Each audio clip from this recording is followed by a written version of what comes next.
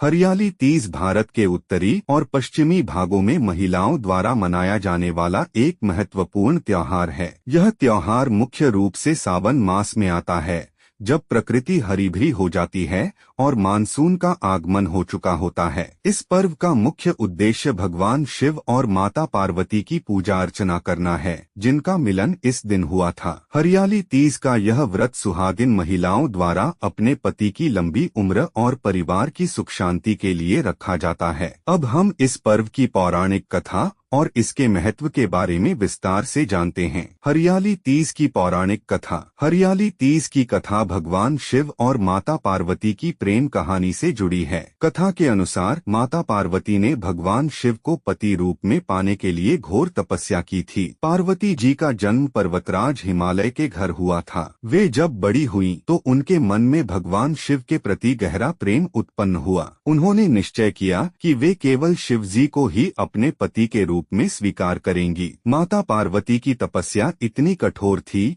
कि उन्होंने कई वर्षों तक कठिन व्रत और तपस्या की। इस दौरान उन्होंने भूख प्यास का भी त्याग कर दिया और केवल शिव जी की ध्यान में लीन रहीं। उनके इस कठोर तप के कारण उनकी काया भी क्षीण हो गई थी, लेकिन उनका मनोबल और धैर्य अडिग रहा। पार्वती जी के इस तप से प्रसन्न होकर भगवान शिव ने उन्हें दर्शन दिए और उनके प्रेम और तप को स्वीकार करते हुए उन्हें पत्नी रूप में स्वीकार करने का वचन दिया। लेकिन इससे पहले पार्वती जी ने उनके सामने 107 जन्म लिए और हर जन्म में उन्होंने भगवान शिव को ही अपने पति के रूप में प्राप्त करने की कामना की। अंततः 108वें जन्म में पार्वती जी को भगवान शिव ने पति रूप में स्वीकार किया। इस दिन को भगवान शिव और माता पार्वती के विवाह का दिन माना जाता है, महिलाओं के लिए हरियाली तीज के रूप में मनाते हैं। इस दिन महिलाएं अपने पति की लंबी उम्र और परिवार की सुख समृद्धि के लिए उपवास रखती हैं। यह व्रत खास तौर पर उन नवविवाहित महिलाओं के लिए विशेष होता है, जिन्होंने पहली बार यह व्रत रखा हो। इस दिन महिलाएं 16 श्रृंगार करके,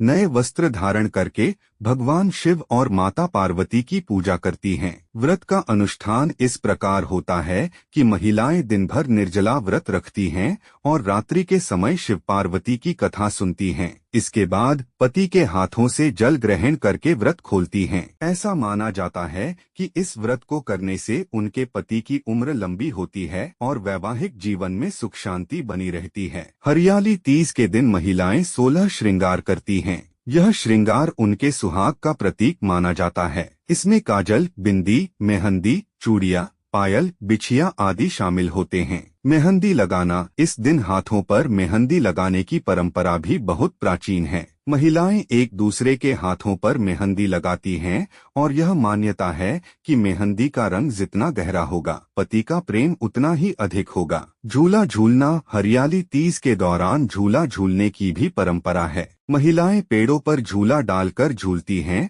और सावन के गीत गाती हैं। यह परंपरा हरियाली और प्रकृति के साथ सामंजस्य का प्रतीक मानी जाती है। कजरी गीत। हरियाली तीज के दिन कजरी गीत गाने की परंपरा भी प्रचलित है। महिलाएं समूह में एकत्रित होकर कजरी गीत गाती हैं और उत्सव का आनंद लेती हैं। माता पिता का उपहार। नवविवाहित महिलाओं के माता पिता इस दिन अपनी बेटी के लिए कपड़े, मिठाई, श्रृंगार सामग्री आदि उपहार स्वरूप भेजते हैं। इसे सिंधारा कहा जाता है। समाज में हरियाली तीज एक ऐसा पर्व है जो महिलाओं को एक दूसरे से जोड़ता है। वे मिलकर इस दिन को मनाती हैं, जिससे उनके बीच आपसी प्रेम और सद्भाव बढ़ता है। यह पर्व महिलाओं के सशक्तिकरण का प्रतीक भी है, क्योंकि वे अपने अधिकारों और कर्तव्यों के प्रति जागरूक होती हैं और अपने परिवार के लिए योगदान देती हैं। हरियाली तीज की वैज्ञानिक और पर्यावरणीय दृष्टि। हरियाली तीज का पर्व जहां धार्मिक और सामाजिक महत्व रखता है, वहीं इसका पर्यावरणीय दृष्टि से भी महत्वपूर्ण योगदान है।